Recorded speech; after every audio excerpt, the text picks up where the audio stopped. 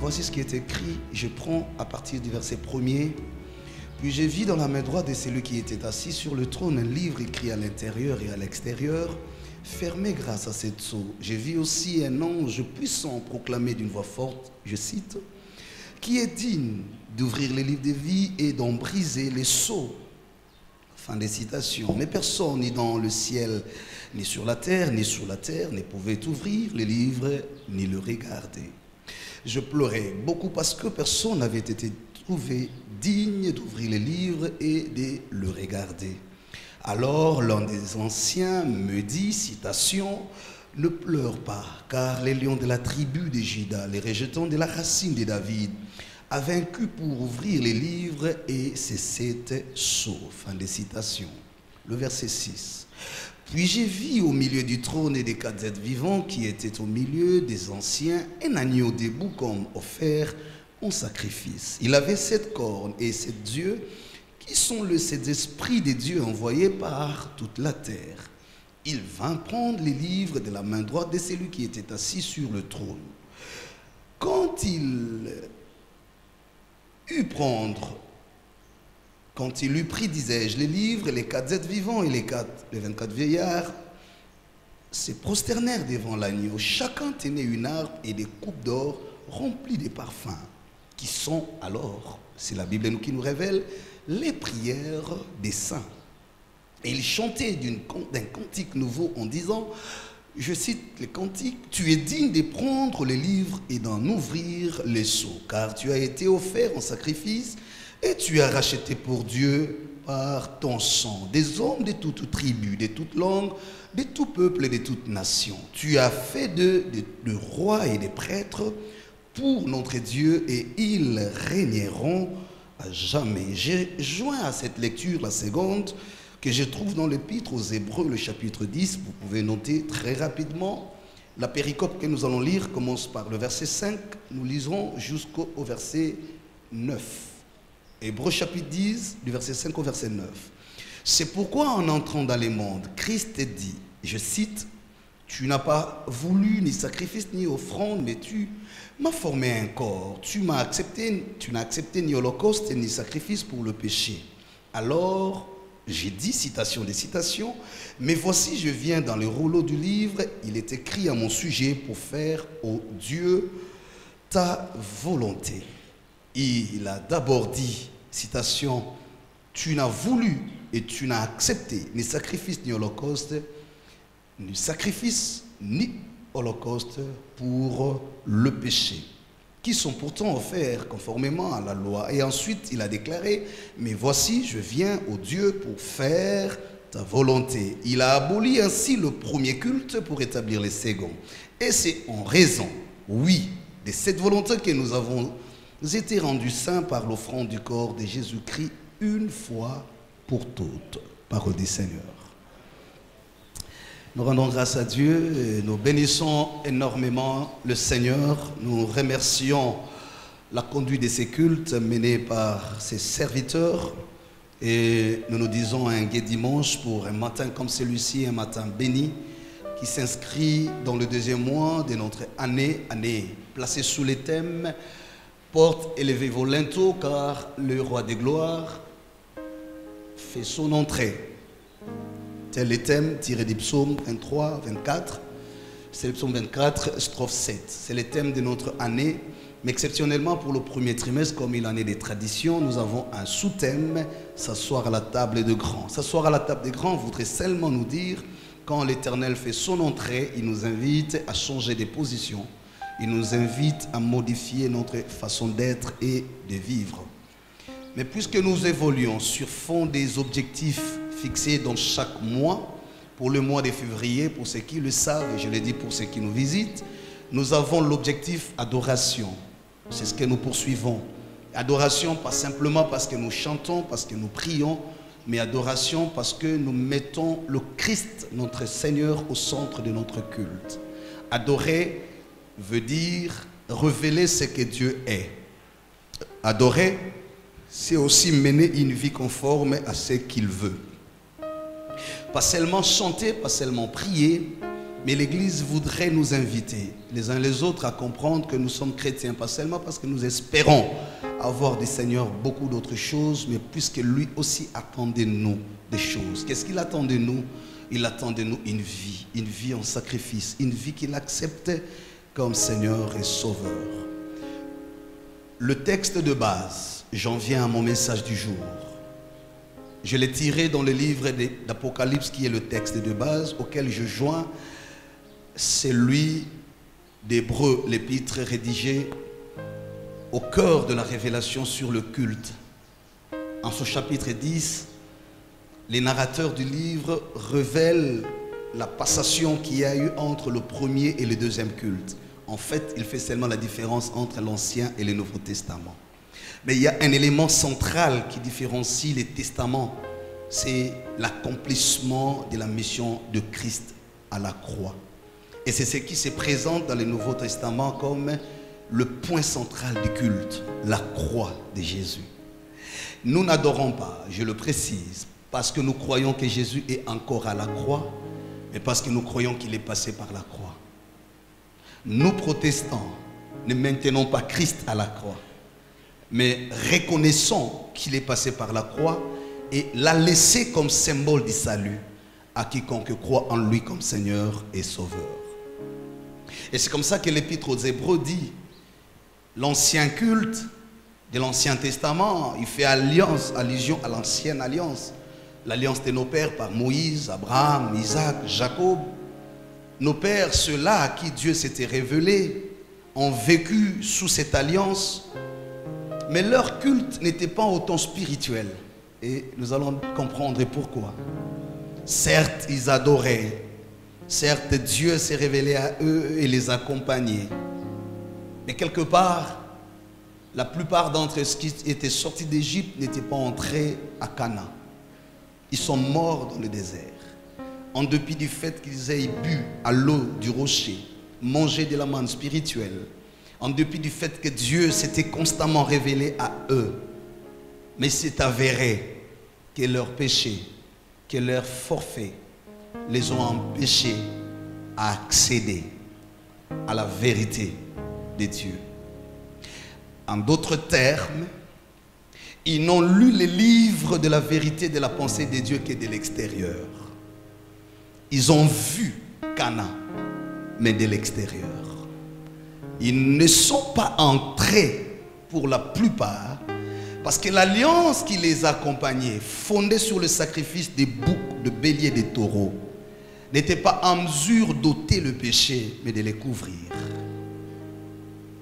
C'est ainsi que, autant de miracles vécus, autant de privilèges bénéficiés, mais le point culminant qui était Canaan ne leur avait pas été offert. Ceci dit, nous devons poser un principe important dans l'adoration. Et j'en fais le premier point. Dans l'adoration, l'important n'est pas seulement le miracle, la délivrance, la richesse ou la bénédiction.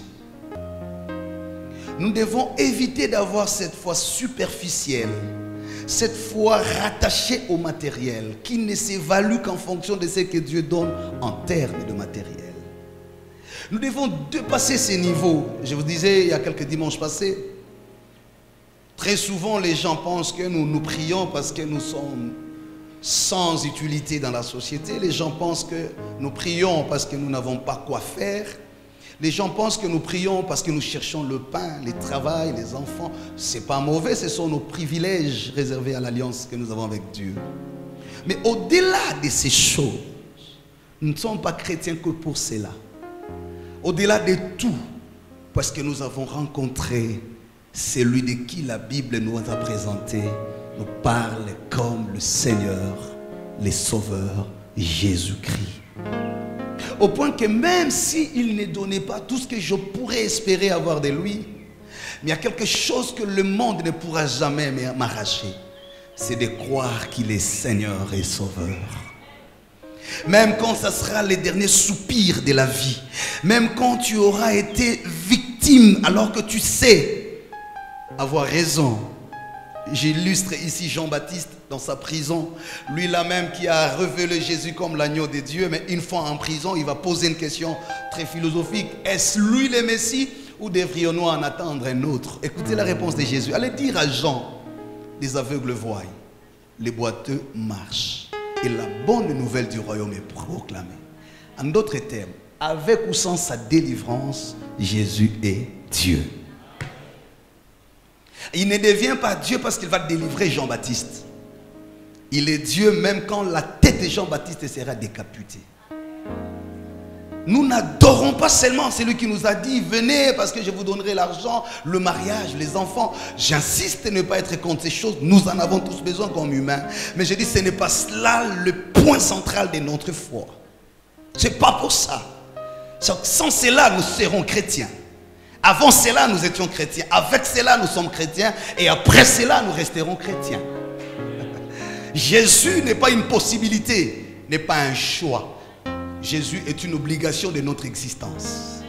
Notre foi ne fait pas le choix de dire entre j'ai choisi. Non, je ne l'ai pas choisi, mon destin est condamné. On a dépassé ce niveau de dire est-ce qu'il est Seigneur, est-ce qu'il n'est le pas. Ça c'est plus le débat d'un adorateur. Un adorateur est sûr et certain que Seigneur Jésus, tu es la raison de ma vie. Quand je t'adore parce que tu es la raison de ma vie. Alléluia.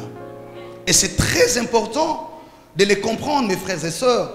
Et c'est ce que la Bible nous dit ici en Apocalypse. Et je vais rentrer dans ces textes. Mais j'aimerais vider mon premier point que j'ai tiré du livre de l'Épître aux Hébreux, tout en appuyant sur l'expérience des Israélites dans le passage du désert. À savoir, tu n'es pas chrétien parce que tu attends des choses. Il est Seigneur. Il est Dieu. Tu l'aimes, il t'aime. Mais tu sais, je vais te dire une chose. Avant que tu apprennes à aimer Dieu, Dieu t'avait aimé. Avant que tu apprennes à le connaître, lui t'a connu. Tu n'étais même pas dans le sein de ta mère, il a destiné que tu viennes au monde. Et quand tu naissais, autant pécheur que tu étais, tu ne savais ni adorer, ni donner les offrandes du pays, la dîme. Tu ne savais même ni chanter, ni prêcher. Mais lui te connaissait. Et même quand ton propre cœur décidait de t'amener sur le mauvais chemin, lui était tellement patient. Et il recadrait tes pas en douceur et t'orientait vers le chemin du salut. Et il a fait que tu rencontres ceux-là qui t'ont apporté l'évangile. C'est-à-dire ce n'est pas ce que tu fais aujourd'hui qui impressionne Dieu. Il te connaissait avant tout ce que tu peux faire aujourd'hui. Donc c'est pas, la Bible dit, il ne prend pas le présent pour être corrompu. C'est en fait pas parce que je prêche aujourd'hui que Dieu est impressionné. Non. Pas parce que je chante aujourd'hui. Combien de fois tu as chanté pour le monde et Dieu a été patient? S'il fallait qu'il réagisse à chaque acte de ta vie, tu ne serais pas chrétien aujourd'hui. Donc le contenu de l'amour de Dieu est supérieur à la quantité de tes péchés. Est-ce que quelqu'un a compris quelque chose? C'est-à-dire quand il t'a aimé, il a mis la provision de son amour jusqu'à ta vieillesse et jusqu'à dans l'éternité. Oh là là. C'est pourquoi quand tu dis l'agneau de Dieu, il faut comprendre ce que nous disons. Il n'a voulu ni sacrifice ni holocauste. Quand nous parlons du sang qui a coulé à la croix, il ne faut pas penser, il a dit, ce n'est pas l'argent, ce n'est pas l'holocauste. Mais j'ai donné mon frère, ma soeur. Nous avons raison d'aimer Jésus. Ici, l'Apocalypse se parle de ce qui était passé, de ce qui est présent et de ce qui viendra. Et quand l'apôtre Jean, parce que c'est lui qui reçoit cette vision, sur l'île de Patmos, le Seigneur, en fait, lui fait accéder à des vérités cachées. Il accède à des dimensions qui ne sont pas humaines. Ils ont vécu avec le Jésus de Nazareth, le Christ.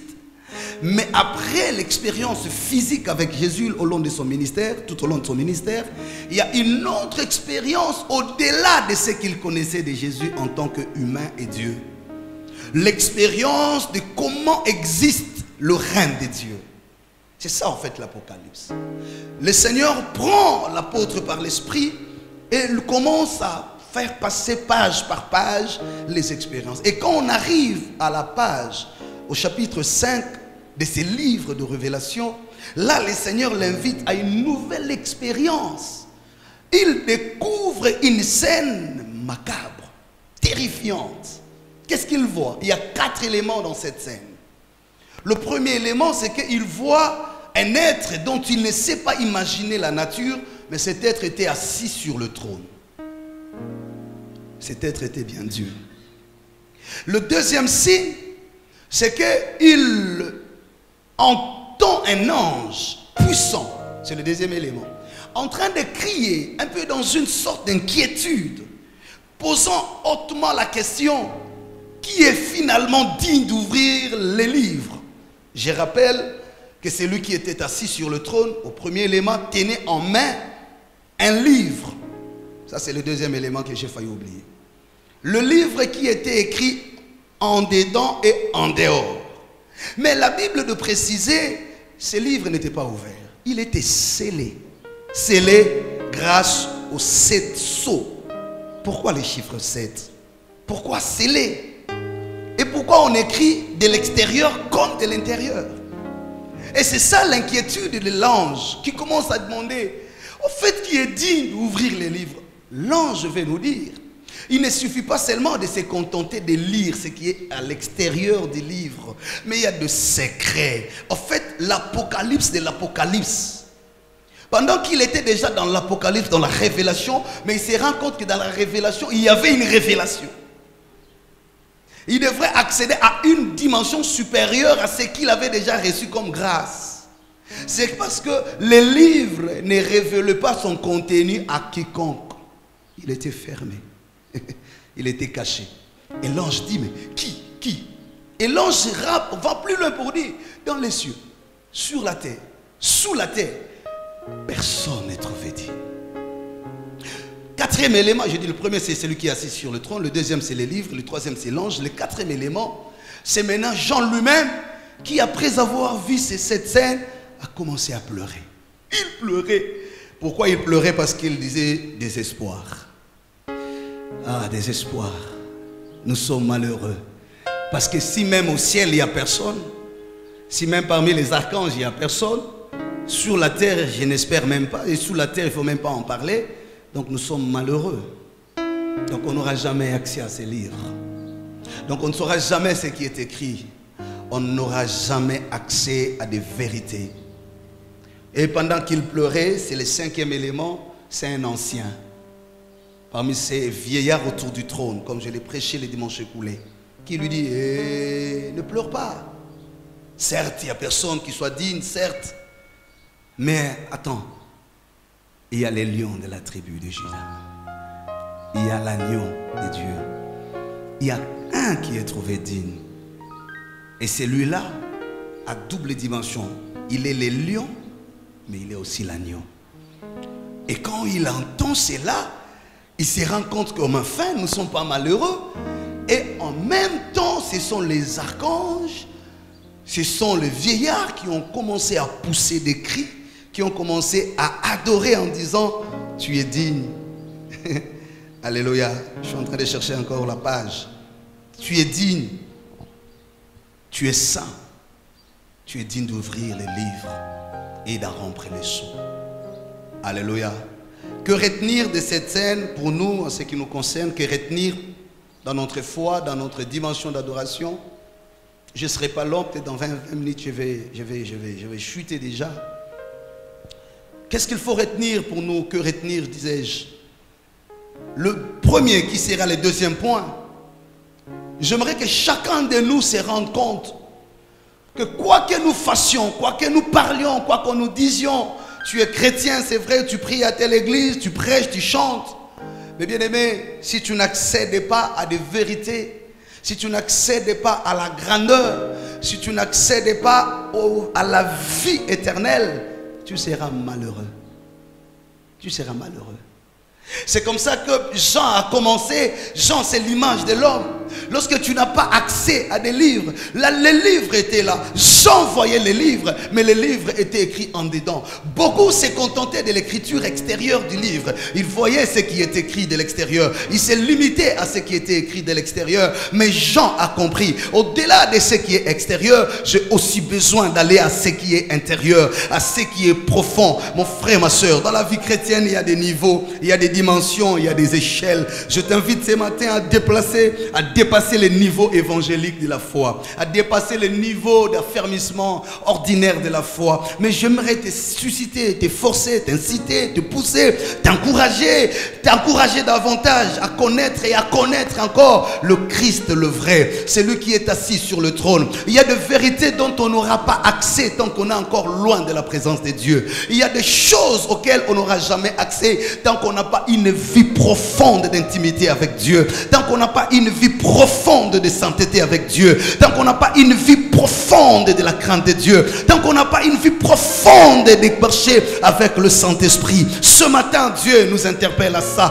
Jean avait vécu avec Jésus. Jean a vécu des miracles à l'image des Israélites qui ont été avec Moïse, qui ont vu des miracles, qui ont mangé de la manne, mais ils ne sont pas entrés dans le pays du repos. Ils ne sont pas entrés à Canaan. Bien-aimés, nous n'irons pas au ciel parce que Dieu nous a donné voiture, maison, enfant, femme ou mari. Non, nous irons au ciel parce que nous aurons été scellés par l'agneau de Dieu, celui-là qui aura été notre Seigneur et Sauveur. Et le Saint-Esprit nous le révèle au dernier jour quand il reviendra. Il ne regardera pas qui était pasteur, qui était ancien, qui était apôtre, qui était diacre. On ne dira pas qui était chantre, qui était protocole. Au dernier jour, quand l'agneau reviendra prendre son église, le Saint-Esprit nous dit, oui, ceux-là qui auront le sceau et les chandeliers allumés verront seulement et entendront la trompette sonner par cet archange. Cette trompette ne sonnera pas au stade de martyr où se passera une campagne d'évangélisation. La trompette ne sonnera pas dans une église qu'on appellerait Ista, Pépé Ista. Non,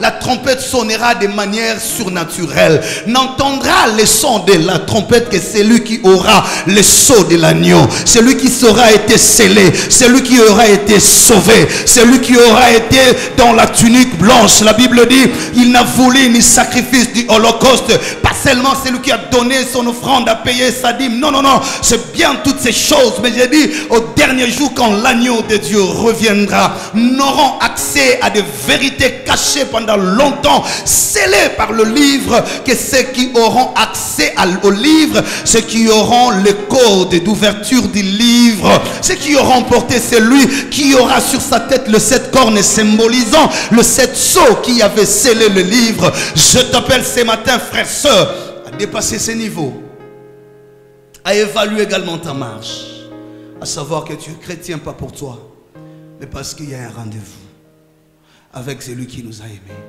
Parce que non parce qu'on tient à aller au ciel, le ciel n'est pas plus important que le Seigneur. Parce qu'on veut d'abord avoir le Seigneur. Alléluia. Mais beaucoup seront là, auront lu les livres, mais de l'extérieur. Beaucoup diront, moi aussi j'ai vu les livres, mais de l'extérieur. Tu ne sauras jamais dire ce qui est contenu de l'intérieur. Est-ce que tu peux dire dans ton cœur, sans me le dire, je veux avoir accès à des choses de l'intérieur.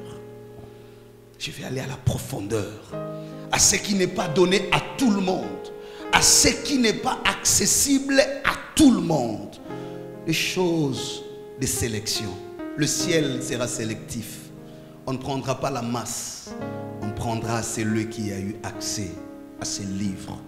Mais pour avoir accès à ces livres, comme je l'ai dit, je le répète, c'est pas seulement être dans la présence de Dieu dans l'église, parce que les Israélites étaient sous la nuée.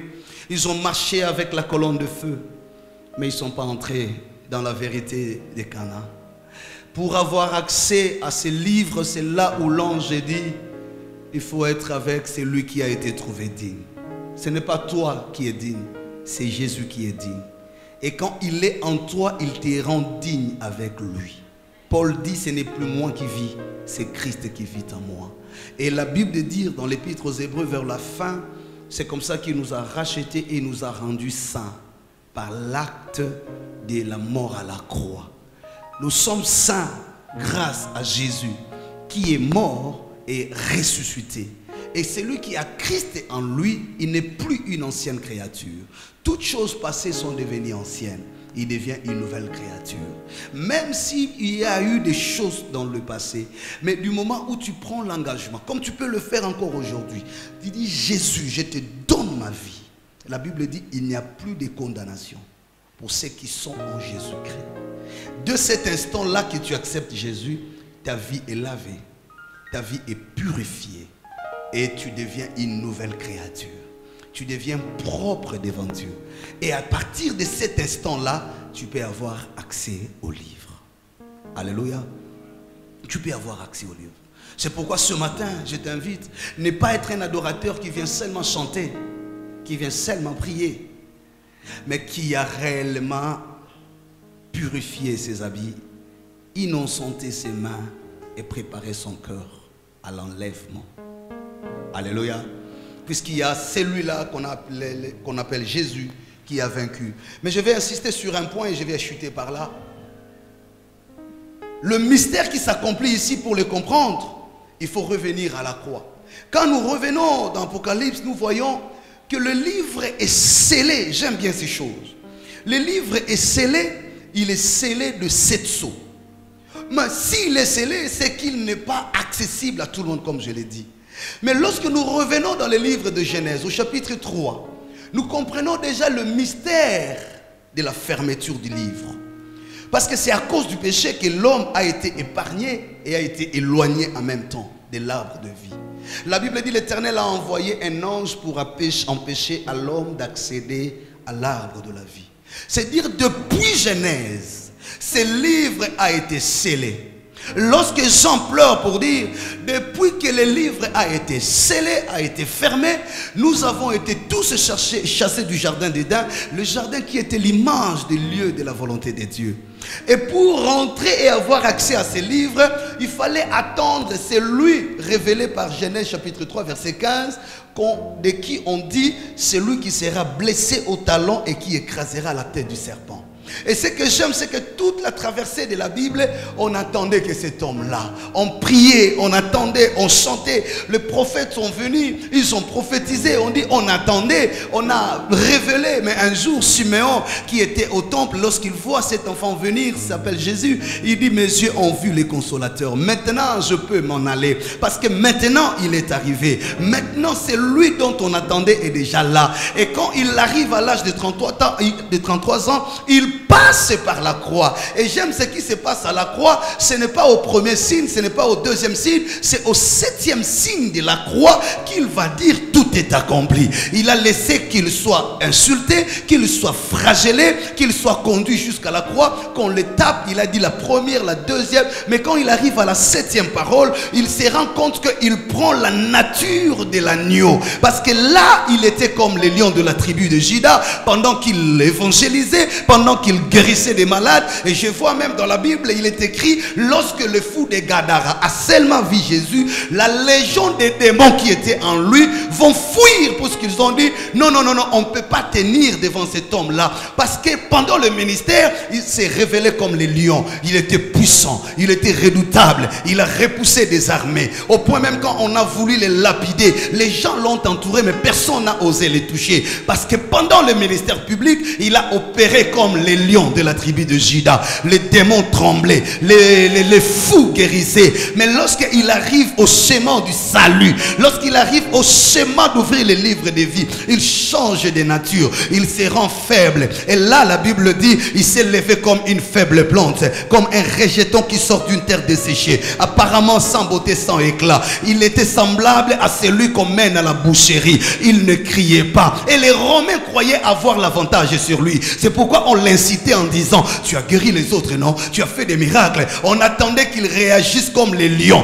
On attendait qu'il envoie les anges pour disperser ceux qui étaient là. Pierre, n'ayant pas accès à la vérité, il pensait que c'est la formule du lion qui fonctionnait. Il va courir et sortir son épée. Il a amputé l'oreille, espérant il agissait bien. Jésus lui dit, non, remets ton couteau, remets également. Il prend l'oreille et le remet à sa place. Parce qu'il était en train de dire à Pierre, je ne fonctionne plus comme les lions. Ici, ce n'est plus la démonstration de la puissance. Ici, c'est la nature de l'agneau. Je le laisse. Je donne au diable l'impression d'avoir l'avantage. Je donne au diable l'impression de me crucifier et de me tuer. Parce que la formule formule pour ouvrir les livres, il faut le sang, il faut le sacrifice. Or, pour arriver à la nature du sacrifice, il faut laisser parfois les événements t'entraîner. Tu as comme l'impression que Dieu n'est pas capable, tu as comme l'impression que Dieu n'est pas puissant, mais dans la stratégie, tu as déjà atteint la nature qui forme de la formule qui ouvrira les livres de ta destinée. Je suis venu dire à quelqu'un, personne ne les comprenait. Ceux qui savaient qu'il était le lion attendaient un dernier miracle, mais les apôtres regardaient tout autour de lui. Écoute-moi bien, j'entre dans la dimension de la révélation. Aucun apôtre n'avait déjà la dimension et l'âge spirituel des anciens qui pouvaient entourer le trône. Ils étaient encore trop jeunes de la foi. Ils n'avaient qu'une seule image de Jésus, le lion de la tribu. C'est pourquoi quand Judas voit, il dit, ah, je vais quand même les trahir. Même si je les trahissais, il est le lion. Il va se défendre, il va se libérer. Mais Judas se rend compte, ah,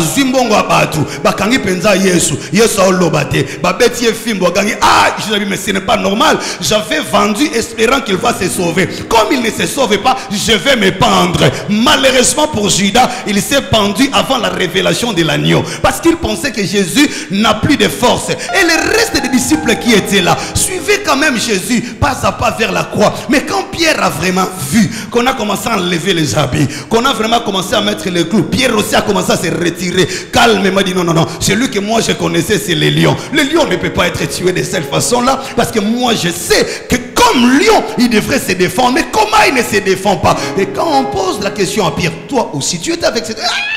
Je n'étais pas avec lui. Pourquoi? Parce que Pierre connaissait que les lions de la tribu de Juda. Et les autres apôtres au pied de la croix, chacun bougeait la tête et se retirait de la croix. Mais alors, il va rester seul. C'est alors que s'accomplit ce qu'il va dire à Gethsemane, à Pierre, à Jacques et à Jean. Personne ne peut prendre avec moi cette coupe. Je vais au rendez-vous de l'accomplissement de mon histoire. Il y a des endroits où vous pouvez m'accompagner. Il y a des choses que vous pouvez faire avec moi. Mais ce que vous ne saurez jamais faire avec moi, que ni un apôtre, ni un prophète, ni un roi. Ce qui me différencie des hommes nés de femmes, c'est que moi je suis l'agneau de Dieu.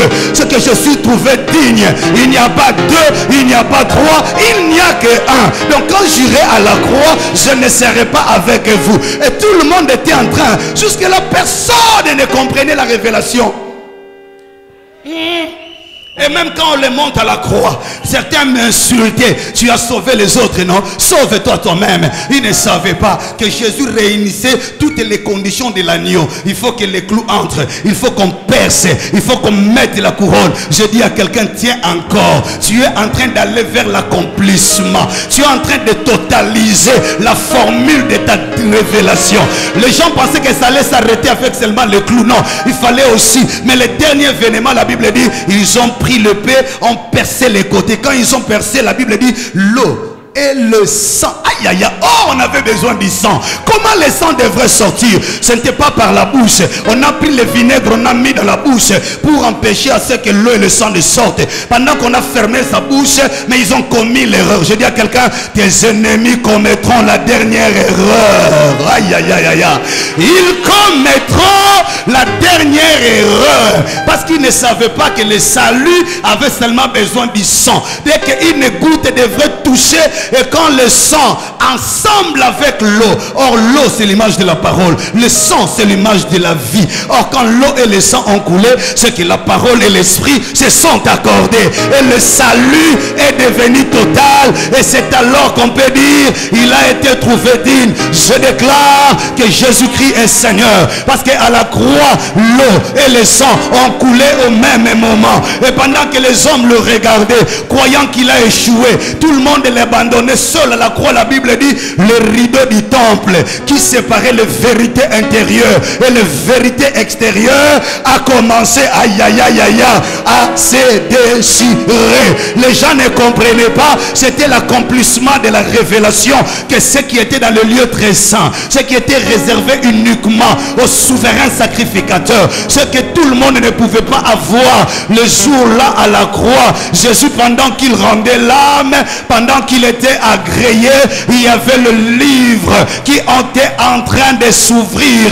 Et la Bible dit du haut jusqu'en bas. Cela veut dire aucune partie n'est restée voilée. La vérité a été totale l'allemand des voix. Aïe, aïe, aïe, aïe, aïe, aïe. Et quiconque regarde à la croix, c'est alors qu'un homme rendra témoignage en disant, celui-ci est véritablement fils de Dieu. Comment à sa mort, la Bible dit au même instant, pendant que le ciel a été obscurci, la terre s'est ouverte. Parce que pendant que l'offrande de la croix montait vers le ciel a ouvert sa bouche, l'huile a coulé et la terre qui avait vomi le sang a commencé à s'ouvrir et les saints ont commencé à ressusciter. En d'autres termes, ce qui était à la croix n'était pas un mort mais était une vie. C'est pourquoi la Bible dit il est la vie, parce qu'il est mort dans la vie. En mourant il a donné la vie et c'est dans la vie qu'il donne qu'il y a la vie, et en dehors de lui il n'y a pas de vie, et quiconque regarde à lui a la vie. Or le livre s'appelait le livre de vie. Je suis venu dire à quelqu'un, parce que le livre était le livre de vie, et celui qui mourait à la croix est venu donner la vie.